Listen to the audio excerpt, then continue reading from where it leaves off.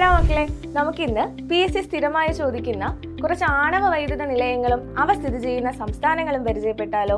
ഒന്നാമത്തെ ചോദ്യം ഇതാണ്: താരാപൂർ ആണവ വൈദ്യുത നിലയം സ്ഥിതി ചെയ്യുന്ന സംസ്ഥാനം ഏത് സംസ്ഥാനമാണ്?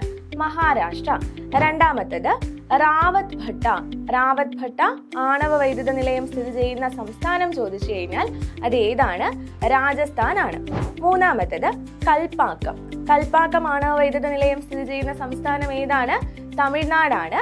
അതുപോലെ കൂടംകുളം ആണവ വൈദ്യുത നിലയം സ്ഥിതി ചെയ്യുന്ന സംസ്ഥാനം ഏതാണെന്ന് ചോദിച്ചു കഴിഞ്ഞാൽ അതിന്റെ ആൻസറും ഏത് തന്നെയാണ്? തമിഴ്നാടാണ്. അടുത്തത് നറോറ ആണവ വൈദ്യുത നിലയം സ്ഥിതി ചെയ്യുന്ന സംസ്ഥാനം ചോദിച്ചു കഴിഞ്ഞാൽ അത് ഏതാണ്? ഉത്തർപ്രദേശ് ആണ്.